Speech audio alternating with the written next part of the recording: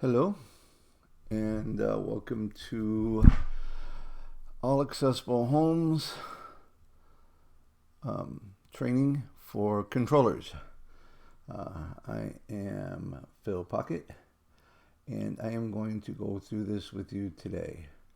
All right, now the first thing we do is when we make a phone call, we want to start off with first name. Now, what basically is you're going to get on your information, you're going to have everybody's information there. The person that you're going to call up and you're going to ask for them by the first name, like you're their best friend. Yes, hello. Can I speak to John? Is John available? Okay, is Sarah there? This gives whoever is on the phone the illusion that you are somebody that they know and are more likely to hand it over to them without giving you some kind of gatekeeper mentality. If that doesn't work and they ask, well, who may I say is calling? What you're going to do is you're going to get your business stance on.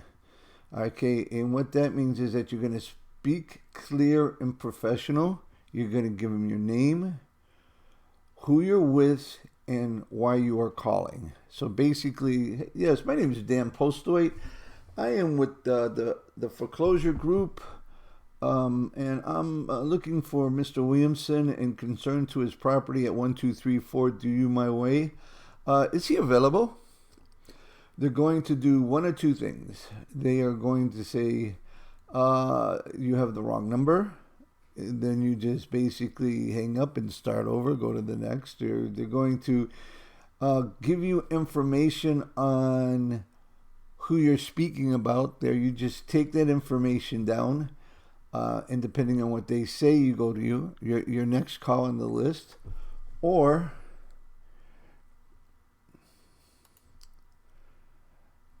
they're going to say speaking. All right, if they say speaking, then again, you go back to your business stance, depending on where you're at in the conversation. If it's, yes, may I speak to John? Speaking. Then you go back to your name, who you are, and why you're calling. If you've already gone through that, then you go into what I call this a soft close. Yes, Mr. Williamson. As I said, I am calling about your property on 123 Do You My Way. And noticed that the property is vacant. And as soon as you say that, you shut up. You say nothing. Because you are going to let them speak. And as they start speaking, they are going to tell you why the property has no value. Because it has no value to them. They walked away from the property. All right? So regardless of what they say, you say, oh, I see. You don't know how many times I've heard that. And with that being said, what that does is it gives them the sense that their situation is not special, and they're talking to somebody that has dealt with their scenario, which is something they haven't done because they're pretty well stressed out about the fact that they walked away from their property. And for whatever reason, they've walked away from it, and they've already devalued the property to you. You agree with them, yeah. We are interested in your position, but as you know, there is no guarantee that we're going to be able to do anything with the property. All right, so.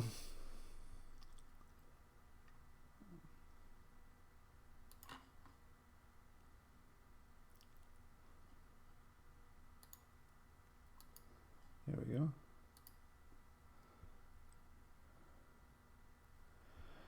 So what we want to go into at this point is to talk about, time is money.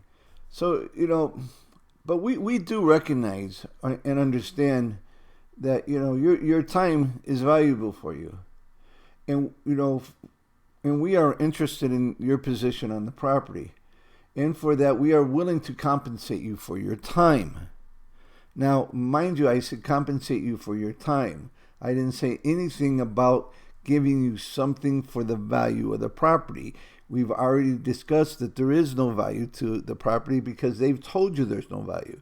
So what we're doing is we're giving them value for their time. Right? A little bit about what we do. Here at Foreclosure Group, we have the ability to do things that you can't. Because we are not the debt holder, the bank is in no way in conflict of interest in negotiating with us. We deal directly with the bank in lowering the debt, which gives us the ability to possibly make some money on the property. Now again, there is no guarantee that we're going to be able to do this.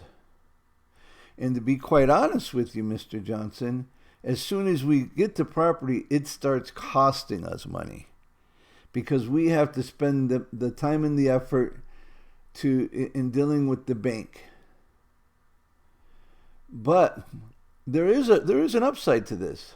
And that's when you start getting into something to look forward to. The reality of it, sir, is I mean, we both have to agree because of this, your credit's pretty well tanked. But the quicker we can deal with the bank, the quicker you have the ability to start turning your credit around. So in all of this, that would be a positive take. Would you not agree? Absolutely. Sure. Whatever their answers. So, Mr. Smith, let me tell you how this works. What we do is we have a couple of documents that we need signed. One of them we do need to have notarized. Traditionally, what we do is we contact a mobile notary in your area and have the paperwork sent to them. Or we have a representative that is in the area swing by and talk to you personally with the paperwork and compensation for your time. Traditionally, we pay $100 for that time. I mean, would that be something that you'd be willing to do? I mean, $100 in your pocket is better than a sharp stick in the eye, if you know what I'm saying to you. So, Mr. Johnson, when would be a good time for somebody to come by? You set the appointment. It's as simple as that.